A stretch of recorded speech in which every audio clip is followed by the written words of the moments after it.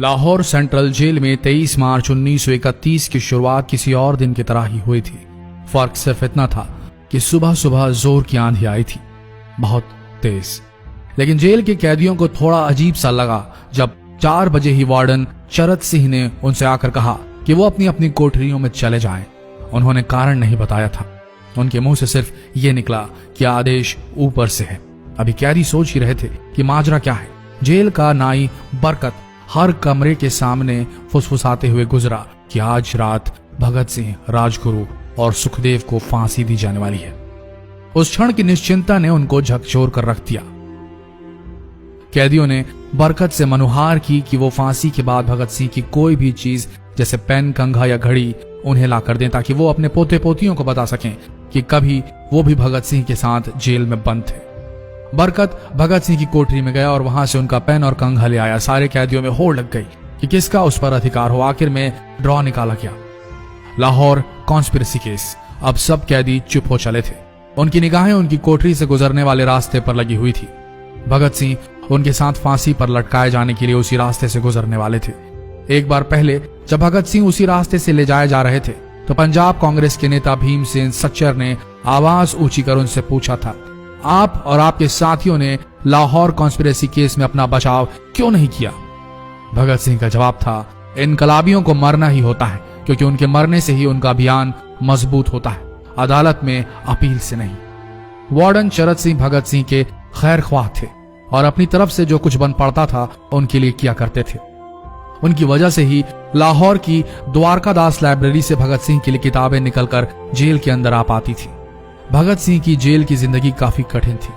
किताबें पढ़ने का शौक हो चला था उन्हें कि एक बार उन्होंने अपने स्कूल के साथी जयदेव कपूर को लिखा था कि वो उनके लिए कार्ल लिब्नेख्त की मिलिट्रिज्म, लेनिन की लेफ्ट विंग कम्युनिज्म और ऑप्टन सिंक्लेयर का उपन्यास द स्पाई कुलबीर के जरिए भिजवाएं। भगत सिंह जेल की कठिन जिंदगी के आदी हो चले थे। उनकी कोठरी नंबर 14 का फर्श पक्का नहीं था, उस पर घास उगी हुई थी।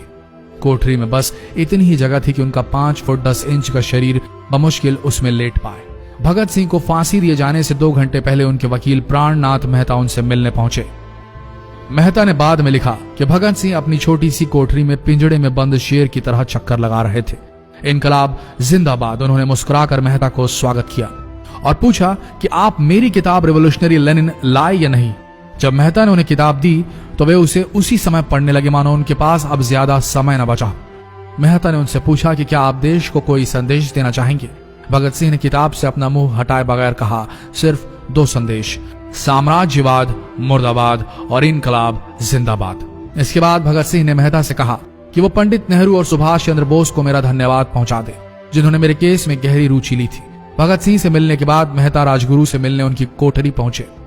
राजगुरु के अंतिम शब्द थे, हम लोग जल्द मिलेंगे।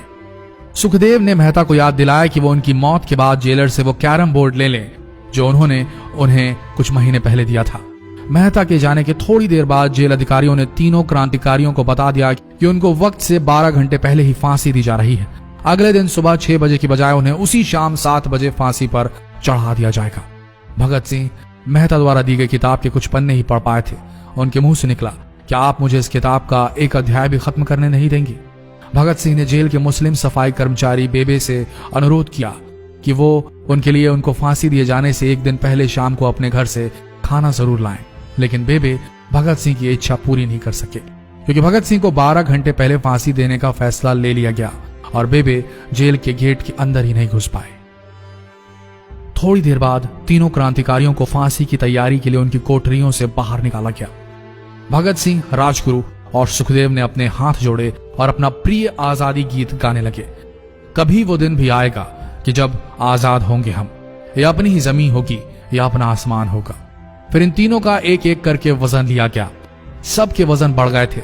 इन सब से कहा गया कि अपना आखिरी स्नान करें। फिर उनको काले कपड़े पहनाए गए लेकिन उनके चेहरे खुले रहने दिए गए। चरत सिंह ने भगत सिंह के कान में फुसफुसा कर कहा कि वाहे गुरु को याद करो। फांसी का तख्ता भगत सिंह लिए बोले, पूरी जिंदगी मैंने ईश्वर को याद नहीं किया। असल में मैंने कई बार गरीबों के कलेश के लिए ईश्वर को कोसा भी है। अगर मैं अब उनसे माफी मांग लूं तो वो कहेंगे कि इससे बड़ा डरपोक कोई नहीं। इसका अंत नजदीक आ रहा है, इसलिए ये माफी मांग रहा है। जैसे ही जेल की घड़ी ने 6 बजाया, कैदियों ने दूर से आती कुछ पद चांपें सुनी। उनके साथ भारी बूटों के जमीन पर पड़ने की आवाजें भी आ रही थी। साथ में एक गाने का भी दबा स्वर सुनाई दे रहा था, सरफरोशी की तमन्ना अब हमारे दिल में है। सभी को अचानक जोर जोर से इनकलाब जिंदाबाद और हिंदुस्तान आजाद हो के नारे सुनाई देने लगे।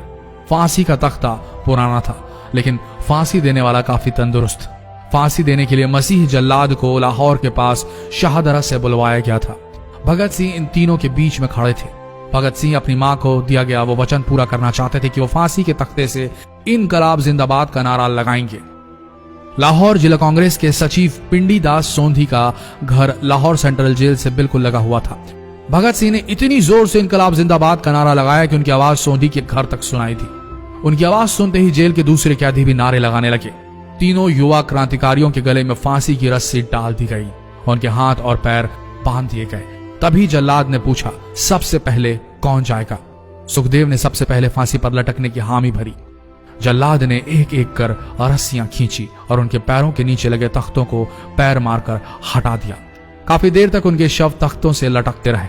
अंत में उन्हें नीचे उतारा गया और वहां मौजूद डॉक्टरों लेफ्टिनेंट कर्नल जे नेल्सन और लेफ्टिनेंट कर्नल NS सोंधी ने उन्हें मृत घोषित किया। एक जेल अधिकारी पर फांसी का इतना असर हुआ कि जब उससे कहा गया कि वो मृतकों की पहचान करें तो उसने ऐसा करने से इनकार कर दिया। उसे उसी जगह पर निलंबित कर दिया गया अंग्रेजों द्वारा। एक जूनियर अफसर ने यह काम अंजाम दिया। पहले योजना थी कि इन सब का अंतिम संस्कार जेल के अंदर ही किया जाएगा, लेकिन फिर यह विचार त्यागना पड़ा जब अधिकारियों को आभास हुआ कि जेल से धुआं उठते देख बाहर खड़ी भीड़ जेल पर हमला कर सकती है। इसलिए जेल की पिछली दीवार तोड़ी गई। उसी रास्ते से ट्रक जेल के अंदर लाया गया और उस पर बहुत अपमानजनक तरीके से उन शवों को एक सामान की तरह लाद दिया गया। पहले तय हुआ था कि उनका अंतिम संस्कार रावी के तट पर किया जाएगा, लेकिन रावी में पानी बहुत ही कम था, इसलिए सतलज के किनारे शवों को जलाने का फैसला लिया गया। उनके पार्थिव शरीर को फिरोजपुर के पास सतलज के किनारे लाया गया। तब तक रात के 10 बज चुके थे। इस बीच उप पुलिस अधीक्षक कसूर सुदर्शन सिंह कसूर गांव से एक पुजारी जगदीश अचरज को बुला लाए। अभी उनमें आग लगाई ही गई थी कि लोगों को इसके बारे में पता चल गया। जैसे ही ब्रितानी सैनिकों ने लोगों को अपनी तरफ आते देखा, वो शवों को वहीं छोड़कर अपने वाहनों की तरफ भागे। सारी रात गांव के लोगों ने उन शवों के चारों ओर पहरा दिया। अगले दिन दोपहर के आसपास जिला मजिस्ट्रेट की दस्तखत के साथ लाहौर के कई इलाकों में नोटिस चिपकाया गया, जिसमें बताया गया कि भगत सिंह, सुखदेव और राजगुरु का सतलज के किनारे हिंदू सिख रीति से अंतिम संस्कार कर दिया गया है। तो ये थे भगत सिंह की जिंदगी के वो 12 आखिरी घंटे। आशा करते हैं इस वीडियो में सुनाई गई ये कहानी आज युवा पीढ़ी के दिलों में मर चुके देशभक्ति को जगाने में कामयाब होंगे। जितना हो सके इस संदेश को पूरे देश में पहुंचाएं। इस वीडियो को शेयर करें फेसबुक पर, व्हाट्सएप पर, और हो सके तो इस पेज को फॉलो करें ताकि ऐसे ही वीडियोस आप तक सही समय पर पहुंच सके। मिलते हैं अगले वीडियो में, तब तक के लिए आप सबका धन्यवाद।